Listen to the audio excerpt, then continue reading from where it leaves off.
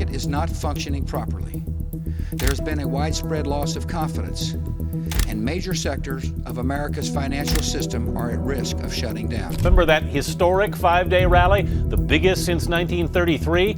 Well, it ran into a bear today, and in one big bite, more than half of those gains were gone. 2008ರಲ್ಲಿ ಜಗತ್ತೇ world financial crisis ಅಲ್ಲಿ ಸಿಗಾಕೊಂಡಿರುತ್ತೆ. ಆ ಟೈಮಲ್ಲಿ ಒಂದರಿಂದ ಒಂದು ಅನ್ನೋಂಗೆ ಬ್ಯಾಂಕ್ಗಳು ಮುಳುಗ್ತಾ ಹೋಗ್ತಾ ಇರ್ತವೆ. Lehman Brothers, a 158-year-old firm, filed for bankruptcy. So in just 6 months, 3 of the 5 biggest independent firms on Wall Street have now disappeared. ನಮ್ಮ ಇಂಡಿಯಾದಲ್ಲಿ ಕೂಡ ನಮ್ಮ ಇಂಡಿಯನ್ ಸ್ಟಾಕ್ ಮಾರ್ಕೆಟ್ ಸುಮಾರು 65% ಡೌನ್ ಆಗಿರುತ್ತೆ. ಯಾಕಂದ್ರೆ ಆ ಟೈಮಲ್ಲಿ ಎಲ್ಲರಿಗೂ ಇದ್ದಿದ್ದ ಒಂದೇ ಕ್ವಶನ್, ಈ ಬ್ಯಾಂಕ್ಗಳು ಸರ್ವೈವ್ ಆಗ್ತಾವ ಇಲ್ಲ ಅಂತ. ಆದ್ರೆ ಅದೇ ಟೈಮಲ್ಲಿ ನಮ್ಮ ಇಂಡಿಯಾದ ಒಂದು ಪ್ರೈವೇಟ್ ಬ್ಯಾಂಕ್ ಇರುತ್ತೆ. ಬೇರೆ ಎಲ್ಲಾ ದೇಶದ ಬ್ಯಾಂಕ್ಗಳು ಮುಳುಗ್ತಾ ಹೋಗ್ತಾ ಇದ್ರೆ ಈ ಬ್ಯಾಂಕು ಅದೇ ವರ್ಷ ಕೂಡ ಗ್ರೋ ಆಗುತ್ತೆ. ಜಗತ್ತಿನ ಎಲ್ಲಾ ಬ್ಯಾಂಕ್ಗಳು ಫೈನಾನ್ಷಿಯಲ್ ಪ್ರೆಷರ್ ಇಂದ ಸಿಗಾಕೊಂಬೇಕಾದ್ರೆ ಈ ಬ್ಯಾಂಕ್ ವರ್ಷದಿಂದ ವರ್ಷಕ್ಕೆ ತನ್ನ ಬ್ರಾಂಚ್ ನ ಇನ್ಕ್ರೀಸ್ ಮಾಡ್ತಾ ಹೋಗ್ತಾ ಇರುತ್ತೆ.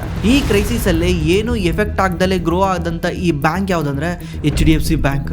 ಈ ಬ್ಯಾಂಕು ಅಲ್ಲಿಂದ ಇನ್ವೆಸ್ಟರ್ಸ್ ಫೇವರೇಟ್ ಬ್ಯಾಂಕ್ ಆಯ್ತು. ಜನಗಳಿಗೂ ಕೂಡ ಈ ಬ್ಯಾಂಕು ಸಖತ್ ಇಷ್ಟ ಆಗುತ್ತೆ.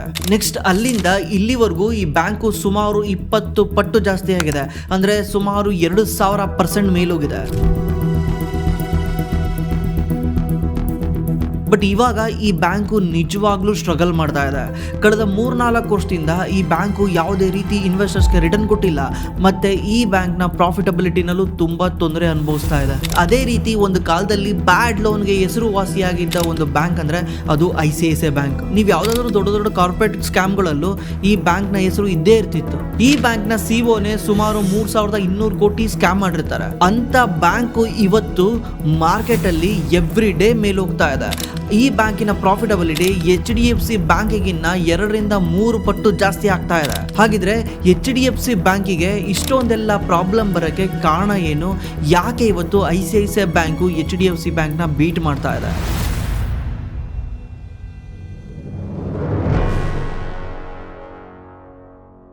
ಮತ್ತೆ ಈ ವಿಡಿಯೋ ಜಸ್ಟ್ ಎಜುಕೇಶನ್ ಪರ್ಪಸ್ಗೋಸ್ಕರ ಅಷ್ಟೇ. ಇದು ಪಬ್ಲಿಕಲಿ ಅವೈಲೇಬಲ್ ಡೇಟಾ ಇಟ್ಕೊಂಡೇ ಮಾತಾಡ್ತಾ ಇರೋದು. ಇದು ಯಾವುದೇ ರೀತಿ ಬೈ ಸೆಲ್ ರೆಕಮೆಂಡೇಶನ್ ಅಲ್ಲ. ಈ ವಿಡಿಯೋ ನೋಡ್ಕೊಂಡು ಯಾವುದೇ ರೀತಿ ಬೈ ಸೆಲ್ ಡಿಸಿಷನ್ ತಗೊಳಕ್ ಹೋಗ್ಬೇಡಿ. ಈ HDFCಗೆ ನಿಜವಾಗ್ಲೂ ಪ್ರಾಬ್ಲಮ್ ಸ್ಟಾರ್ಟ್ ಆಗಿದ್ದು ನಿನ್ನೆ ಮೊನ್ನೆ ಅಲ್ಲ, 2023ರಲ್ಲಿ. 2023ರಲ್ಲಿ HDFC ಬ್ಯಾಂಕ್ ಮ್ಯಾನೇಜ್ಮೆಂಟ್ ಏನ್ ಮಾಡುತ್ತೆ, ಇವರ 2 ಎಂಟಿಟಿನ ಮರ್ಜ್ ಮಾಡಕ್ ಹೋಗುತ್ತೆ. ಅದ್ಯಾವ್ದು ಅಂದ್ರೆ HDFC ಮತ್ತೆ HDFC ಬ್ಯಾಂಕ್ ಲಿಮಿಟೆಡ್. ಈಗ ನಿಮಗನ್ಸುತ್ತೆ HDFC ಬೇರೆನಾ HDFC ಬ್ಯಾಂಕ್ ಬೇರೆನಾ ಅಂತ. ಹೌದು, HDFC ಬ್ಯಾಂಕೇ ಬೇರೆ, HDFCನೇ ಬೇರೆ. HDFC ಬಂದ್ಬಿಟ್ಟು ಒಂದು ಫೈನಾನ್ಸ್ ಕಂಪನಿ, NBFC ಕಂಪನಿ ಅಂತ ಕರಿಬಹುದು. ಅದೇ ರೀತಿ HDFC ಬ್ಯಾಂಕ್ ಬಂದ್ಬಿಟ್ಟು ನಾರ್ಮಲ್ ಬ್ಯಾಂಕ್. ಈ HDFC ಬ್ಯಾಂಕ್ ಕೆಲಸ ಏನಂದ್ರೆ ಕಸ್ಟಮರ್ ಹತ್ರ ಡೆಪಾಸಿಟ್ ಇಸ್ಕೊಳೋದು, ಲೋನ್ ಸೆಲ್ ಮಾಡೋದು, ಲೋನು, ಕ್ರೆಡಿಟ್ ಕಾರ್ಡು, ಅದೇ ರೀತಿ ಬೇರೆ ಬೇರೆ ಸರ್ವಿಸ್ ನ ಸೆಲ್ ಮಾಡೋದು. ಬಟ್ HDFC ಏನ್ ಮಾಡ್ತಾ ಇರುತ್ತೆ, ಅದ್ರ ಹತ್ರ ಯಾವುದೇ ರೀತಿ ಕಸ್ಟಮರ್ ಡೆಪಾಸಿಟ್ ಇರಲ್ಲ. ಬಿಕಾಸ್ ಅದೇನ್ ಬ್ಯಾಂಕ್ ಅಲ್ಲ, ಎಲ್ಲರೂ ಹೋಗಿ ಕಸ್ಟಮರ್ ಡೆಪಾಸಿಟ್ ಮಾಡಕ್ಕೆ. ಅದೇನ್ ಮಾಡುತ್ತೆ, ಮಾರ್ಕೆಟ್ ಇಂದ ಬಾರೋ ಮಾಡುತ್ತೆ ದುಡ್ಡನ್ನ. ಅಂದ್ರೆ ಬಾಂಡ್ ಮಾರ್ಕೆಟ್ ಇಂದ ಬಾರೋ ಮಾಡುತ್ತೆ, ಅದನ್ನ ತಗೊಂಡೋಗಿ ಜನಗಳಿಗೆ ಲೋನ್ ಕೊಡುತ್ತೆ. ಮೇನ್ ಆಗಿ HDFC ಲೋನ್ ಕೊಡ್ತಿದ್ದು 100% ಹೋಮ್ ಲೋನ್. ಹೋಮ್ ಲೋನ್ ಬಿಟ್ಟು ಹೊರಗಡೆ ಅವರೆಲ್ಲೂ ಹೋಗೇ ಇರಲಿಲ್ಲ. HDFC bank car loan, bike loan, ಎಲ್ಲಾ ಲೋನು ಕೊಡ್ತಾ ಇತ್ತು. ಬಟ್ HDFC ಮಾತ್ರ ಯಾವುದೇ ರೀತಿ ಬೇರೆ ಲೋನ್ ಕೊಡ್ತಿರ್ಲಿಲ್ಲ. ಅದು ಕೊಡ್ತಿದ್ದೇನೆ ಹೋಮ್ ಲೋನು. ಬರ್ತಾ ಏನಾಗುತ್ತೆ, HDFCಗೆ ಗ್ರೋ ಆಗೋದು ಕಷ್ಟ ಆಗುತ್ತೆ. ಯಾಕಂದ್ರೆ ಅವ್ರ ಹತ್ರ ರಿಟೇಲ್ ಡೆಪಾಸಿಟ್ಸ್ ಇಲ್ಲ. ರಿಟೇಲ್ ಡೆಪಾಸಿಟ್ ಇಲ್ದಿದ್ದ ಕಾರಣದಿಂದ ಅವ್ರಿಗೆ ಇಂಟ್ರೆಸ್ಟ್ ಕಾಸ್ಟ್ ಜಾಸ್ತಿ ಬೀಳ್ತಿರುತ್ತೆ. ಹೊರಗಡೆಯಿಂದ ಬಾಂಡ್ ಮಾರ್ಕೆಟ್ ಇಂದ ದುಡ್ಡು ತರಬೇಕಂದ್ರೆ ಇಂಟ್ರೆಸ್ಟ್ ಕಾಸ್ಟ್ ಜಾಸ್ತಿ ಬೀಳುತ್ತೆ. ಅದೇ ರಿಟೇಲ್ ಡೆಪಾಸಿಟ್ ಅಲ್ಲಾದ್ರೆ ಕಮ್ಮಿ ಆಗುತ್ತೆ. ಅದಕ್ಕೆ ಇವರೊಂದು ಐಡಿಯಾ ಮಾಡ್ತಾರೆ, ಎರಡನ್ನೂ ಮರ್ಜ್ ಮಾಡ್ಬಿಡೋಣ ಅಂತ. ಎರಡು ಮರ್ಜ್ ಮಾಡೋದು ನಮ್ಮ ಇಂಡಿಯಾದ ಅತಿ ದೊಡ್ಡ ಮರ್ಜರ್. ಇದು ಕಾರ್ಪೊರೇಟ್ ಹಿಸ್ಟ್ರಿನಲ್ಲೇ ಅತಿ ದೊಡ್ಡ ಮರ್ಜರ್. ಮತ್ತೆ ಇದು ಹೊರಗಡೆ ನೋಡೋ ಅಷ್ಟು ಸುಲಭ ಇರಲ್ಲ. ಅಂದ್ರೆ ಜಸ್ಟ್ ಯಾವ್ದೋ 2 ಬ್ಯಾಂಕ್ ಮರ್ಜ್ ಮಾಡ್ತಿದ್ದೀರಾ, ಬ್ಯಾಲೆನ್ಸ್ ಶೀಟ್ ಮರ್ಜ್ ಮಾಡ್ತಿದ್ರೆ, ಎಂಪ್ಲಾಯ್ಗಳನ್ನ ಮರ್ಜ್ ಮಾಡ್ತಿದ್ದೀರಾ ಅಂತ ಅಷ್ಟೇ ಕಾಣುತ್ತೆ. ಬಟ್ ರಿಯಲ್ ಆಗಿ ಇಷ್ಟು ದೊಡ್ಡ ಕಂಪನಿಗಳನ್ನ ನೀವು ಮರ್ಜ್ ಮಾಡಿದ್ರೆ ಅದ್ರ ಜೊತೆ ಬರೋ ಪ್ರಾಬ್ಲಮ್ಗಳು 1-2 ವರ್ಷಕ್ಕೆ ಸಾಲ್ವ್ ಆಗಲ್ಲ. ಇವಾಗ ಅದೇ ರೀತಿ ಆಗ್ತಾ ಇದೆ. ಅಂದ್ರೆ ಇವಾಗ್ಲೂ ಕೂಡ HDFC ಬ್ಯಾಂಕಿಗೆ ಪ್ರಾಬ್ಲಮ್ ಮಾಡ್ತಿರೋದು ಈ ಹಳೆ ಮರ್ಜರ್ ಏನೆ. ಯಾಕಂದ್ರೆ HDFC ಬ್ಯಾಂಕ್ ಲೋನ್ ಬುಕ್ ಏನಿತ್ತು ಅದು ಡೆಪಾಸಿಟ್ ಕರೆಕ್ಟ್ ಆಗಿತ್ತು. ಕ್ರೆಡಿಟ್ ಟು ಡೆಪಾಸಿಟ್ ರೇಷಿಯೋ ಅಂತ ಕರೀತಾರೆ, ಅದು ಕರೆಕ್ಟ್ ಆಗಿತ್ತು. ಇವಾಗ HDFC ಲೋನ್ ಬಂದ್ ಇದ್ರಲ್ಲಿ ಸೇರ್ಕೊಂಡಾಗ ಏನಾಗುತ್ತೆ, ಹೊಸದಾಗಿ ಲೋನ್ ಕೊಡ್ಬೇಕಂದ್ರೆ ಡೆಪಾಸಿಟ್ ಅಷ್ಟೇ ಫಾಸ್ಟ್ ಆಗಿ ಗ್ರೋ ಆಗಲ್ಲ. ಡೆಪಾಸಿಟ್ ಎಷ್ಟು ಫಾಸ್ಟ್ ಆಗಿ ಗ್ರೋ ಆಗುತ್ತೋ ಲೋನ್ ಕೂಡ ಅಷ್ಟೇ ಫಾಸ್ಟ್ ಆಗಿ ಗ್ರೋ ಆಗುತ್ತೆ. ಬಟ್ ಡೆಪಾಸಿಟ್ ಗ್ರೋ ಆದ್ರೂ ಕೂಡ HDFC ಬ್ಯಾಂಕ್ ಅಲ್ಲಿ ಗ್ರೋ ಆಗ್ತಾ ಇದೆ. HDFC ಬಂದ್ಬಿಟ್ಟು ಹೊಸದಾಗಿ ಜಾಯ್ನ್ ಆಗಿರೋದ್ರಿಂದ ಲೋನ್ ಬುಕ್ ಜಾಸ್ತಿ ಇದೆ, ಡೆಪಾಸಿಟ್ ಕಮ್ಮಿ ಇದೆ. ಇದರಿಂದ ಏನಾಗುತ್ತೆ, ಇಂಟ್ರೆಸ್ಟ್ ಕಾಸ್ಟ್ ಜಾಸ್ತಿ ಆಗುತ್ತೆ. ಈಗ ಲೋನ್ ಬುಕ್ ಜಾಸ್ತಿ ಇದೆ, ಡೆಪಾಸಿಟ್ ಕಮ್ಮಿ ಇದೆ. ಇದರಿಂದ ಏನಾಗುತ್ತೆ, ಬ್ಯಾಂಕ್ ಹೊರಗಡೆಯಿಂದ ದುಡ್ಡು ತರಬೇಕಾಗುತ್ತೆ. ನಾನು ಲಾಸ್ಟ್ ವಿಡಿಯೋದಲ್ಲಿ ಒಂದ್ಸಲ ಹೇಳಿದ್ದೆ, ನಮ್ಮ ಮೇನ್ ಚಾನಲ್ ಅಲ್ಲಿ ವಿಡಿಯೋ ಮಾಡಿ, ಬ್ಯಾಂಕ್ಸ್ ಏನಾದ್ರು ದುಡ್ಡು ಬೇಕಾದಾಗ, ಬ್ಯಾಂಕ್ಸ್ ಏನಾದ್ರು ಇನ್ನೊಬ್ರು ಲೋನ್ ಬೇಕಾದಾಗ ಏನ್ ಮಾಡ್ತಾರೆ, ಜಸ್ಟ್ ನಂಬರ್ ಟೈಪ್ ಮಾಡ್ತಾರೆ, 3% ನ RBI ನಲ್ಲಿ ಇಡ್ತಾರೆ ಅಂತ. ಈಗ 10 ಲಕ್ಷ ಏನಾದ್ರು ಯಾರಿಗೋ ಲೋನ್ ಕೊಡ್ತಾ ಇದ್ರೆ 3% RBI ನಲ್ಲಿ ಡೆಪಾಸಿಟರ್ಸ್ ದುಡ್ಡನ್ನ ತಗೊಂಡೋಗಿ ಇಡ್ತಾರೆ, ಅಂದ್ರೆ ಇವ್ರ ಅಸೆಟ್ ತಗೊಂಡೋಗಿ RBI ನಲ್ಲಿ ಇಡ್ತಾರೆ, ಉಳಿದಿದ್ದನ್ನ ಲೋನ್ ಕೊಡ್ತಾರೆ. ಈ ಲೋನ್ ಕೊಟ್ಟಾಗ ಏನಾಗುತ್ತೆ, ಈ ದುಡ್ಡು ಬ್ಯಾಂಕಿಗೆ ಡೆಪಾಸಿಟ್ ಗಿನ್ನ ಜಾಸ್ತಿ ಬೇಕಾದಾಗ ಬ್ಯಾಂಕ್ ಏನ್ ಮಾಡುತ್ತೆ, RBI ಹತ್ರ ಸಾಲ ಮಾಡುತ್ತೆ. ಅದನ್ನೇ ರೆಪೋ ರೇಟ್ ಅಂತ ಕರೀತಾರೆ. ಬ್ಯಾಂಕು RBI ಹತ್ರ ಸಾಲ ಮಾಡ್ಕೊಂಡ್ಬಂದು ಲೋನ್ ಕೊಡ್ಬೇಕಾಗುತ್ತೆ. ಅವಾಗ ರೆಪೋ ರೇಟ್ ಏನಿರುತ್ತಲ್ಲ 5.4%, 5.6%, 6% ಏನ್ ರೆಪೋ ರೇಟ್ ಇರುತ್ತೆ, ಅದಕ್ಕೆ ಇಂಟ್ರೆಸ್ಟ್ ಕಟ್ಟಬೇಕಾಗುತ್ತೆ. RBI ಗೆನೆ 5.5-6% ಇಂಟ್ರೆಸ್ಟ್ ಕಟ್ಟಿದ್ರೆ ಬ್ಯಾಂಕಿಗೆ ಅಷ್ಟೊಂದು ದುಡ್ಡು ಉಳಿಯಲ್ಲ. ಬ್ಯಾಂಕಿಗೆ ಜಾಸ್ತಿ ದುಡ್ಡು ಉಳಿಯೋದೇನೆ ಡೆಪಾಸಿಟ್ ನ ನೀಟಾಗಿ ಮೇಂಟೈನ್ ಮಾಡಿದಾಗ. ಯಾಕಂದ್ರೆ ನಿಮಗೆ ಗೊತ್ತಿರಬಹುದು ಕಾಸಾ ಅಂತ, ಕಾಸಾ ಅಂದ್ರೆ ಕರೆಂಟ್ ಅಕೌಂಟ್ ಮತ್ತೆ ಸೇವಿಂಗ್ಸ್ ಅಕೌಂಟ್. ಇದರಲ್ಲಿ ತುಂಬಾ ಕಡಿಮೆ ರೇಟಿಗೆ ನಿಮಗೆ ದುಡ್ಡು ಸಿಗುತ್ತೆ. ಯಾಕಂದ್ರೆ ಸೇವಿಂಗ್ಸ್ ಅಕೌಂಟ್ ಅಲ್ಲಿ ಒಂದು 3-3.5% ಅಷ್ಟೇ ಇಂಟ್ರೆಸ್ಟ್ ಕೊಡ್ತಾರೆ, ಮತ್ತೆ ಕರೆಂಟ್ ಅಕೌಂಟ್ ಅಲ್ಲಿ 0% ಇಂಟ್ರೆಸ್ಟ್ ಕೊಡ್ತಾರೆ. ಎರಡೂ ಮಿಕ್ಸ್ ಮಾಡಿದ್ರೆ ಒಂದು 2-2.5% ಗೆ ಬ್ಯಾಂಕಿಗೆ ದುಡ್ಡು ಸಿಕ್ಕಂಗಾಗುತ್ತೆ. ಈ 2.5% ನ ಬ್ಯಾಂಕ್ ಏನಾದ್ರು 7-8% ಗೆ ಲೋನ್ ಸೆಲ್ ಮಾಡಿದ್ರೆ ಬ್ಯಾಂಕಿಗೆ ಸಖತ್ ದುಡ್ಡು ಉಳಿಯುತ್ತೆ. ಮುಂಚೆ ಇರೋ HDFC ಬ್ಯಾಂಕಿಗೆ ಈ ತರ ಬೆನಿಫಿಟ್ ಇತ್ತು. ಈಗ HDFC ಬಂದು ಇದ್ರಲ್ಲಿ ಸೇರ್ಕೊಂಡಿರೋದ್ರಿಂದ ಬ್ಯಾಂಕ್ ಈಗ ಹೊಸದಾಗಿ ಲೋನ್ ಕೊಡ್ಬೇಕಂದ್ರೆ ಕಾಸಾ ಅಷ್ಟೊಂದು ಇರಲ್ಲ, ಕಾಸಾ ಈಗ ಬಿಲ್ಡ್ ಮಾಡ್ಬೇಕು. ಅದಕ್ಕೆ HDFC ಬ್ಯಾಂಕ್ ರ್ಯಾಪಿಡ್ಲಿ ಬ್ರಾಂಚ್ ಗಳನ್ನ ಬಿಲ್ಡ್ ಮಾಡ್ತಾ ಇದೆ. ಬಿಕಾಸ್ ಎಷ್ಟು ಬ್ರಾಂಚ್ ನ ಬಿಲ್ಡ್ ಮಾಡ್ತಿರೋ ಅಷ್ಟು ನಿಮಗೆ ಕಾಸಾ ಡೆವಲಪ್ ಆಗುತ್ತೆ. ಇದರಿಂದಾನೇ HDFC ಬ್ಯಾಂಕ್ ಶೇರ್ ಪ್ರೈಸ್ ಇವತ್ತು ಕೆಳಗೆ ಬಂದಿರೋದು, ಮತ್ತೆ HDFC ಗ್ರೋತ್ ಕಮ್ಮಿ ಆಗಿರೋದು. ಯಾಕಂದ್ರೆ HDFC ನೆಟ್ ಪ್ರಾಫಿಟ್ ಕೇವಲ 5% ಗ್ರೋ ಆಗಿದೆ, ಅದೇ ICICI ಬ್ಯಾಂಕ್ 16% ಗ್ರೋ ಆಗಿದೆ. ಮತ್ತೆ ನಾವು ಬ್ಯಾಂಕ್ ಅಲ್ಲಿ ಮುಖ್ಯವಾಗಿ ನೋಡೋದು ರೆವಿನ್ಯೂ ಅಂತ ಏನ್ ಬೇರೆ ಕಂಪನಿಗಳಲ್ಲಿ ನೋಡ್ತೀವಲ್ಲ, ಅದೇ ರೀತಿ ಬ್ಯಾಂಕ್ ಅಲ್ಲಿ ನಾವು ನೋಡೋದು NII ಅಂತ ಕರೀತಾರೆ, ಅಂದ್ರೆ ನೆಟ್ ಇಂಟ್ರೆಸ್ಟ್ ಇನ್ಕಮ್ ಅಂತ. ಇದು HDFC ಬ್ಯಾಂಕ್ ಅಲ್ಲಿ ಕೇವಲ 6.7% ಗ್ರೋ ಆಗಿದೆ. ಅದೇ ICICI ಬ್ಯಾಂಕ್ ಅಲ್ಲಿ ಡಬಲ್ 12.7% ಗ್ರೋ ಆಗಿದೆ. ಮತ್ತೆ ಇನ್ನೊಂದು ಮುಖ್ಯವಾಗಿ ಬ್ಯಾಂಕ್ ಅಲ್ಲಿ ನೋಡೋದೇನೆ net interest margin. Net interest margin bank ನ ಡಿಸೈಡ್ ಮಾಡೋದು. ಇದೊಂಥರ ಬೇರೆ ಬಿಸ್ನೆಸ್ ಗಳಲ್ಲಿ ಆಪರೇಟಿಂಗ್ ಮಾರ್ಜಿನ್ ಇದ್ದಂಗೆ, ಬ್ಯಾಂಕ್ ಅಲ್ಲಿ ಇದು net interest margin. Net interest margin HDFC bank record ಲೋಗ್ ಬಂದಿದೆ. ಲಾಸ್ಟ್ ಕ್ವಾರ್ಟರ್ ಗಿನ್ನ ಈ ಕ್ವಾರ್ಟರ್ ಕಮ್ಮಿ ಆಗಿದೆ, 3.2 ಆಗಿದೆ. ಅಂದ್ರೆ ಇವ್ರು ಏನಾದ್ರು 100 ರೂಪಾಯಿ ಲೋನ್ ಕೊಡ್ತಾ ಇದ್ರೆ ಈ 100 ರೂಪಾಯಿನ ಇವರು ಎಲ್ಲೋ ಒಂದು ತರ್ತಾ ಇದಾರೆ ಅನ್ಕೊಳ್ಳಿ. ಎಕ್ಸಾಂಪಲ್, ಎಲ್ಲಿಂದನಾದ್ರು ತರಬಹುದು. RBI ಹತ್ರ ಲೋನ್ ತಗೊಂಡೋಗಿ ತರ್ತಿದಾರೋ ಅಥವಾ ಡೆಪಾಸಿಟ್ ಇಂದ ತಗೊಂಡೋಗಿ ತರ್ತಿದಾರೋ, ಎಲ್ಲಿಂದನಾದ್ರು ತರಬಹುದು. 5% ತಂದಿದ್ದಾರೆ ಅಂತ ಎಕ್ಸಾಂಪಲ್ ತಗೊಳ್ಳಿ. 5% ತಂದು ಇವ್ರೇನಾದ್ರು 8% ಗೆ ಆ ಲೋನ್ ನ ಸೆಲ್ ಮಾಡಿದ್ರೆ ಮಧ್ಯದಲ್ಲಿ ಏನ್ ಉಳಿಯುತ್ತಲ್ಲ ಸ್ಪ್ರೆಡ್, ಈ ಸ್ಪ್ರೆಡ್ ನೆಟ್ ಇಂಟ್ರೆಸ್ಟ್ ಮಾರ್ಜಿನ್ ಅಂತ ಕರೀತಾರೆ. ನೀನ್ 5% ತಂದು 8% ಸೆಲ್ ಮಾಡಿದ್ರೆ ಎಷ್ಟಾಯ್ತು, 3% ಆಯ್ತಲ್ಲ. ಅದೇ 5% ತಂದು 9% ಸೆಲ್ ಮಾಡಿದ್ರೆ ಎಷ್ಟಾಯ್ತು, 4% ಆಯ್ತಲ್ಲ. ಇದೇ ರೀತಿನೇ ಬ್ಯಾಂಕ್ ಗಳ ನೆಟ್ ಇಂಟ್ರೆಸ್ಟ್ ಮಾರ್ಜಿನ್ ಡಿಸೈಡ್ ಆಗುತ್ತೆ.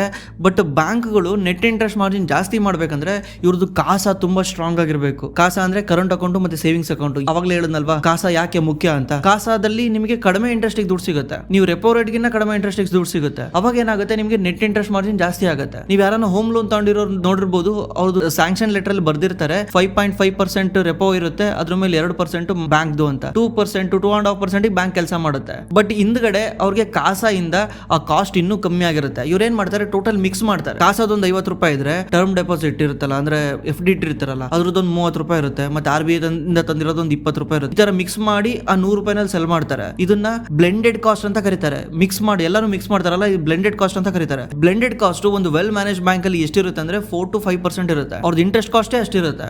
ಇವಾಗ ಕಾಸಾ ಸರಿ ಇಲ್ದಿದ್ದ ಕಾರಣದಿಂದ HDFC ಬ್ಯಾಂಕ್ ಅಲ್ಲಿ ಈ ನೆಟ್ ಇಂಟ್ರೆಸ್ಟ್ ಮಾರ್ಜಿನ್ ಡೌನ್ ಆಗ್ತಾ ಬರ್ತಾ ಇದೆ. ಜಸ್ಟ್ 32% ಇದೆ ಕಾಸಾ. ಅಂದ್ರೆ 100 ರೂಪಾಯಿ ಇವ್ರು ಏನಾದ್ರು ಲೋನ್ ಕೊಡ್ತಿದಾರೆ ಅಂದ್ರೆ ಅದರಲ್ಲಿ 32 ರೂಪಾಯಿ ಮಾತ್ರ ಕಾಸಾದಿದೆ. ನಾರ್ಮಲಿ ಒಳ್ಳೆ ಸ್ಟ್ರಾಂಗ್ ಬ್ಯಾಂಕ್ ಗಳಲ್ಲಿ ಇದು 50 ರೂಪಾಯಿ ಇರುತ್ತೆ. ಮತ್ತೆ ಇನ್ನೊಂದು ಆಸ್ಪೆಕ್ಟ್ ಗಳನ್ನ ನಾವು ಬ್ಯಾಂಕಿಂಗ್ ಅಲ್ಲಿ ನೋಡ್ಬೇಕು, ಅದು ROA. ಅಂದ್ರೆ ರಿಟರ್ನ್ ಆನ್ ಅಸೆಟ್ ಅಂತ. ಈ ರಿಟರ್ನ್ ಆನ್ ಅಸೆಟ್ ಯಾವಾಗ್ಲೂ ಬ್ಯಾಂಕ್ ಅಲ್ಲಿ 2% ಗಿನ್ನ ಜಾಸ್ತಿ ಇದ್ರೆ ತುಂಬಾ ಒಳ್ಳೇದು, 1.5% ಗಿನ್ನ ಜಾಸ್ತಿ ಇದ್ರೆ ಒಳ್ಳೇದು, 2% ಗಿನ್ನ ಜಾಸ್ತಿ ಇದ್ರೆ ಎಕ್ಸ್ಟ್ರೀಮ್ಲಿ ಒಳ್ಳೇದು. ಇದು ಇವಾಗ HDFC ಬ್ಯಾಂಕ್ ಅಲ್ಲಿ 1.8 ಇದೆ. HDFC ಬ್ಯಾಂಕ್ ಅಲ್ಲಿ ಹಿಸ್ಟೋರಿಕಲಿ ಇದು 2% ಗಿನ್ನ ಮೇಲೆ ಇರ್ತಾವಿತ್ತು, ಇವಾಗ ಡೌನ್ ಆಗ್ತಾ ಇದೆ. ಅದೇ ICICI ಬ್ಯಾಂಕ್ ಅಲ್ಲಿ ಇದು 2.5% ಇದೆ. ಮತ್ತೆ HDFC ಬ್ಯಾಂಕ್ ಅಲ್ಲಿ ನೀವು ಇನ್ನೊಂದು ಈ ಬ್ಯಾಂಕ್ ಕ್ವಾಲಿಟಿನ ಇಲ್ಲ ಅಂತ ಚೆಕ್ ಮಾಡಕ್ಕೆ ನೀವು ಚೆಕ್ ಮಾಡ್ಬೇಕಂದ್ರೆ GNPA ಚೆಕ್ ಮಾಡ್ಬೇಕಂದ್ರೆ ಗ್ರಾಸ್ NPA ಚೆಕ್ ಮಾಡ್ಬೇಕು. ಗ್ರಾಸ್ NPA ನಲ್ಲಿ HDFC ಬ್ಯಾಂಕ್ ICICI ಬ್ಯಾಂಕಿಗಿನ್ನ ಚೆನ್ನಾಗಿದೆ. 1.17% ಇದ್ರೆ ಇವ್ರದ್ದು ಗ್ರಾಸ್ NPA, ICICI ಬ್ಯಾಂಕ್ 1.38% ಇದೆ. ಅದೇ ರೀತಿ ನೆಟ್ NPA ನಲ್ಲಿ ಬಂದ್ರೆ HDFC ಬ್ಯಾಂಕಿಗಿನ್ನ ICICI ಬ್ಯಾಂಕ್ ಚೆನ್ನಾಗಿದೆ, ಆಲ್ಮೋಸ್ಟ್ ಎರಡು ಸೇಮ್ ಇದೆ. ಬಟ್ ಗ್ರಾಸ್ NPA ನಲ್ಲಿ HDFC ಬ್ಯಾಂಕಿನೇ ಚೆನ್ನಾಗಿದೆ. ಮತ್ತೆ HDFC ಬ್ಯಾಂಕ್ ಅಲ್ಲಿ ಇನ್ನೊಂದು ಕನ್ಸರ್ನ್ ಏನಂದ್ರೆ, ರೀಸೆಂಟ್ಲಿ ಒಂದು 6 ಮಂತ್ ಹಿಂದೆ ಒಬ್ರು ಒಬ್ರು ಪಾರ್ಟ್ ಟೈಮ್ ಚೇರ್ಮನ್ ರಿಸೈನ್ ಮಾಡಿದ್ರು. ಅವ್ರು ಕೊಟ್ಟಿರೋ ರೀಸನ್ ಬಂದ್ಬಿಟ್ಟು ಮಾರ್ಕೆಟಿಗೆ ಪ್ಯಾನಿಕ್ ಮಾಡಿತ್ತು. ಆ ಟೈಮಲ್ಲಿ ಸುಮಾರು 12-13% ಸ್ಟಾಕ್ ಕೆಳಗೆ ಬಿದ್ದಿತ್ತು. ಅವ್ರು ಕೊಟ್ಟಿರೋ ರೀಸನ್ ಏನಂದ್ರೆ ಎಥಿಕಲ್ ಕನ್ಸರ್ನ್ ಅಂತ. ಇದು ಇವಾಗ್ಲೂ ಕೂಡ ಇನ್ವೆಸ್ಟರ್ಸ್ಗೆ ಒಂಥರ ಓವರ್ ಹ್ಯಾಂಗ್ ಆಗಿದೆ. ಅಂದ್ರೆ ಇದಿನ್ನೂ ರಿಸಾಲ್ವ್ ಆಗಿಲ್ಲ. ಅವ್ರು ಹೇಳ್ತಿದ್ದಾರೆ ಇಲ್ಲ ಹಂಗೇನಿಲ್ಲ ಹಿಂಗೇನಿಲ್ಲ ಅಂತ, ಬಟ್ ಇದಿನ್ನೂ ರಿಸಾಲ್ವ್ ಆಗಿಲ್ಲ. ಇದನ್ನೆಲ್ಲಾನು ರಿಸಾಲ್ವ್ ಮಾಡ್ಕೊಂಡ್ರೆ HDFC ಮತ್ತೆ ರೀರೇಟ್ ಆಗೋ ಚಾನ್ಸಸ್ ಇದೆ. ಮತ್ತೆ HDFC ಯಾವಾಗ ರಿಕವರ್ ಆಗುತ್ತೆ ಅಂತ ನಿಮ್ಗೆ ಏನಾದ್ರು ಕ್ವಶನ್ ಇದ್ರೆ ಫಸ್ಟ್ ನೀವು ವಾಚ್ ಮಾಡಬೇಕಾಗಿರೋ ಮೆಟ್ರಿಕ್ ಬಂದ್ಬಿಟ್ಟು net interest margin. Net interest margin ಏನಾದ್ರು ನೆಕ್ಸ್ಟ್ ಕ್ವಾರ್ಟರ್ ಅಲ್ಲಿ ಅಥವಾ ಅದ್ರ ನೆಕ್ಸ್ಟ್ ಕ್ವಾರ್ಟರ್ ಅಲ್ಲಿ ಏನಾದ್ರು 3.6 3.8 ಏನಾದ್ರು ಹೋಯ್ತು ಅಂದ್ರೆ ಅಲ್ಲಿಂದ ಸ್ಟಾಕ್ ಮತ್ತೆ ರಿಕವರ್ ಆಗುತ್ತೆ, ಫಾಸ್ಟ್ ಆಗಿ ರಿಕವರ್ ಆಗುತ್ತೆ. ಯಾಕಂದ್ರೆ ಇನ್ವೆಸ್ಟರ್ಸ್ಗೆ ಕಾನ್ಫಿಡೆಂಟ್ ಬರುತ್ತೆ ರಿಕವರ್ ಆಗ್ತಾ ಇದೆ, ಈಗ ನೆಟ್ ಇಂಟ್ರೆಸ್ಟ್ ಮಾರ್ಜಿನ್ ಇಂಪ್ರೂವ್ ಆಗ್ತಾ ಇದೆ ಅಂತ. ಎಲ್ಲಿವರೆಗೂ ನೆಟ್ ಇಂಟ್ರೆಸ್ಟ್ ಮಾರ್ಜಿನ್ ಇಂಪ್ರೂವ್ ಆಗಲ್ಲ ಅಲ್ಲಿವರೆಗೂ ಈ ಸ್ಟಾಕ್ ಮೂವ್ ಆಗಲ್ಲ ಅಂತ ನಮ್ಮ ಅನಿಸಿಕೆ. ಬಟ್ ಇದು ಲಾಂಗ್ ಟರ್ಮ್ ಸ್ಟೋರಿ ಇರ್ಬೋದು, 5 ವರ್ಷ ಏನು ರಿಟರ್ನ್ ಕೊಡದಲ್ಲೇ ಇರ್ಬೋದು. ಬಟ್ ಇದು 2000 ಇಸ್ವಿಯಿಂದ 2021 ಮಲ್ಟಿ ಬ್ಯಾಗರ್ ಸ್ಟಾಕ್ ಇದು. ನೀವು ಇದ್ರದ್ದು ರಿಟರ್ನ್ ನ ತೆಗೆದು ನೋಡಿ, 100x ಗಿನ್ನ ಜಾಸ್ತಿ ಆಗಿದೆ ಈ ಕಂಪ್ನಿ, ಅಂದ್ರೆ 100 ಪಟ್ಟಾಗಿದೆ ಈ ಕಂಪ್ನಿ. ಒಂದು ಸಲ ಬ್ಯಾಂಕ್ ಏನಾದ್ರು ಇಷ್ಟು ದೊಡ್ಡದಾದಾಗ ಅಲ್ಲಿ ಗ್ರೋತ್ ಆಗೋ ಕೆಪಬಿಲಿಟಿ ಡೌನ್ ಆಗ್ತಾ ಹೋಗುತ್ತೆ. ಇನ್ನೊಂದು 3-4 ಕ್ವಾರ್ಟರ್ ಈ ಪ್ರಾಬ್ಲಮ್ ಇರಬಹುದು, ಆದ್ಮೇಲೆ ಈ ಬ್ಯಾಂಕ್ ಮತ್ತೆ ರಿಕವರ್ ಆಗ್ಬಹುದು. ಬಟ್ ಆಲ್ರೆಡಿ ಬ್ಯಾಂಕ್ ತನ್ನ ಬ್ರಾಂಚಸ್ ನ ಗ್ರೋ ಮಾಡ್ತಾ ಇದೆ, ರಿಟೇಲ್ ಡೆಪಾಸಿಟ್ ನ ಗ್ರಾಬ್ ಮಾಡಕ್ಕೆ. ನಂದು HDFC ಬ್ಯಾಂಕ್ ಇದೆ, ನಮ್ಮ ಅಕೌಂಟ್ ಅಲ್ಲಿ ಯಾವಾಗ ನಾನು ದುಡ್ಡಿದ್ರೆ ಏನ್ ಮಾಡ್ತಾರೆ, ಸರ್ FD ಮಾಡಿ ಸರ್ ಅಂತ ಫೋನ್ ಮಾಡ್ತಾರೆ. ಅವರಿಗೆ ಟಾರ್ಗೆಟ್ ಇರುತ್ತೆ ಎಂಪ್ಲಾಯ್ಗಳಿಗೆ. ಈಗ ಏನು HDFC ಬ್ಯಾಂಕ್ ಫೋಕಸ್ ಏನಂದ್ರೆ ಡೆಪಾಸಿಟ್ ನ ಗ್ರೋ ಮಾಡೋದು. ಇವರು ಫಸ್ಟ್ ಡೆಪಾಸಿಟ್ ನ ಗ್ರೋ ಮಾಡೋದ್ರಲ್ಲಿ ತಲೆ ಕೆಡಿಸ್ಕೊಬೇಕು. ಇನ್ಸ್ಟೆಡ್ ಆಫ್ ಬ್ರಾಂಚಿಗೆ ಬಂದವ್ರನ್ನೆಲ್ಲರೂ ಇನ್ಶೂರೆನ್ಸ್ ತಗೊಳ್ಳಿ ಅಂತ ಪುಷ್ ಮಾಡೋ ಬದಲು ಇನ್ಶೂರೆನ್ಸ್ ಇಂದ ಅದರ್ ಇನ್ಕಮ್ ಇನ್ಕ್ರೀಸ್ ಆಗುತ್ತೆ. ಬಟ್ ಅದೆಲ್ಲ ಶಾರ್ಟ್ ಟರ್ಮ್. ಬ್ಯಾಂಕ್ ಸರ್ವೈವ್ ಆಗಬೇಕು, ಲಾಂಗ್ ಟರ್ಮ್ ಅಲ್ಲಿ ಗ್ರೋ ಆಗ್ಬೇಕಂದ್ರೆ ಡೆಪಾಸಿಟ್ ಬೇಕೇ ಬೇಕು. ಲೆಟ್ಸ್ ಸಿ, ನೋಡೋಣ ಏನಾಗುತ್ತೆ ಅಂತ. ನಿಮ್ಗೇನ್ ಅನ್ಸುತ್ತೆ ಇದ್ರ ಬಗ್ಗೆ? ಮತ್ತೆ ICICI ಬ್ಯಾಂಕ್ ನ ಇದ್ರ ಜೊತೆ ಮರ್ಜ್ ಮಾಡೋದು ಬೇಡ ಅಂತ ನಾನೊಂದು ಸಪರೇಟ್ ICICI ಬ್ಯಾಂಕ್ ಬಗ್ಗೆ ಒಂದು ವಿಡಿಯೋ ಮಾಡ್ಬೇಕಂತಿದ್ದೀನಿ. ಬಿಕಾಸ್ ಅದ್ರ ಕೇಸ್ ಸ್ಟಡಿ ತುಂಬಾ ಚೆನ್ನಾಗಿದೆ. ಒಂಥರ ಬಿದ್ದೋಗಿರೋ ಇವರು ಮತ್ತೆ ಎದ್ದಂಗಿದೆ ಅದ್ರ ಕೇಸ್ ಸ್ಟಡಿ. ಅದ್ರ ಬಗ್ಗೆ ಯಾವಾಗ ನಾನು ಸಪರೇಟ್ ಆಗಿ ಒಂದು ವಿಡಿಯೋ ಮಾಡ್ತೇನೆ. ನಿಮಗೇನ್ ಅನ್ಸುತ್ತೆ HDFC ಬ್ಯಾಂಕ್ ಬಗ್ಗೆ ಕೆಳಗಡೆ ಕಾಮೆಂಟ್ ಮಾಡಿ. ಮತ್ತೆ ನಿಮ್ಗೆ ಏನಾದ್ರು ಸ್ಟಾಕ್ ಮಾರ್ಕೆಟ್ ಅಲ್ಲಿ ಇನ್ವೆಸ್ಟ್ ಮಾಡಕ್ಕೆ ಹೆಲ್ಪ್ ಬೇಕಿದ್ರೆ ನಮ್ಮ ಡಿಸ್ಕ್ರಿಪ್ಷನ್ ಅಲ್ಲಿ ಗೂಗಲ್ ಫಾರ್ಮ್ ಇದೆ. ಆ ಗೂಗಲ್ ಫಾರ್ಮ್ ಅಲ್ಲಿ ನೀವೇನಾದ್ರು ನಿಮ್ಮ ಡೀಟೇಲ್ ನ ಎಂಟ್ರಿ ಮಾಡಿದ್ರೆ ನಮ್ಮ ಟೀಮ್ ನಿಮಗೆ ಕಾಲ್ ಮಾಡಿ ಹೆಲ್ಪ್ ಮಾಡ್ತಾರೆ. ಮತ್ತೆ ಈ ವಿಡಿಯೋ ಜಸ್ಟ್ ಎಜುಕೇಶನ್ ಪರ್ಪಸ್ಗೋಸ್ಕರ ಅಷ್ಟೇನೆ. ಇದು ಪಬ್ಲಿಕಲಿ ಅವೈಲೇಬಲ್ ಡೇಟಾ ಇಟ್ಕೊಂಡೇ ಮಾತಾಡ್ತಾ ಇರೋದು. ಇದು ಯಾವುದೇ ರೀತಿ ಬೈ ಸೆಲ್ ರೆಕಮೆಂಡೇಶನ್ ಅಲ್ಲ. ಈ ವಿಡಿಯೋ ನೋಡ್ಕೊಂಡು ಯಾವುದೇ ರೀತಿ ಬೈ ಸೆಲ್ ಡಿಸಿಷನ್ ತಗೊಳಕ್ ಹೋಗ್ಬೇಡಿ.